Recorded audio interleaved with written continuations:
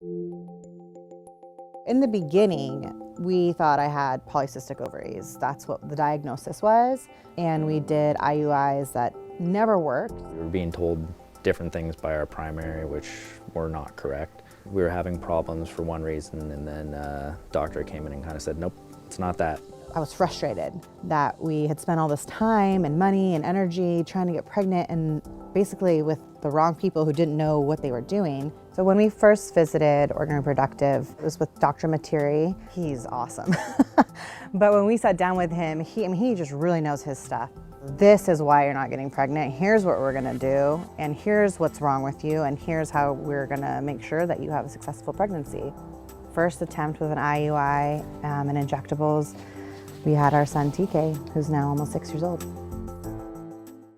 Right before this pregnancy, we actually got pregnant. We probably did 2 IUIs, again with injectables, in between with no success. We had found out that one of us was predisposed to a genetic abnormality. And so Dr. Materi, once he got word of that, he said, all right, here's what we're gonna do. We can screen your embryos with IVF so that you do not pass this gene on to your child. So we jumped on board again with him pretty quickly and switched from IUIs to an IVF for the first time. So it took about a year from start to finish, from when sitting down with Dr. Materi, building that probe and starting the IVF process. And within that time, he actually retired. So we switched to Dr. Barbieri. With IVF, we had one embryo that was genetically normal and chromosomally normal, and we transferred it. It resulted in a positive pregnancy test. And then the next ultrasound, we saw 2 babies. Our embryo had split really late on. When Dr. Barbieri did the ultrasound, instantly, I could tell that there was no heartbeat and then no second heartbeat.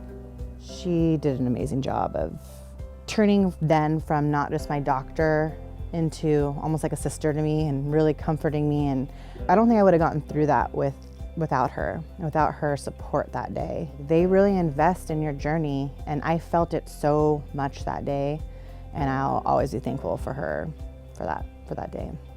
So coming off of that, going into a new cycle was really hard. I think I did a really good job of staying positive. They did such a good job up there the second time around, making sure they monitored me really, really closely. And at the end of the day, 8 healthy embryos after all the testing was done. We got a really great result. And that is where these girls came from.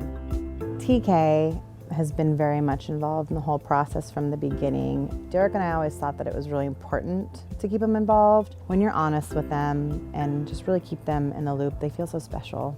I can't say enough good things about the staff at ORM Reproductive, and everybody just has this soft, loving, nurturing way about them that makes a process that's so hard and daunting so much more enjoyable and positive. Infertility is not, it's not abnormal, it's so common, and that talking about it really does help.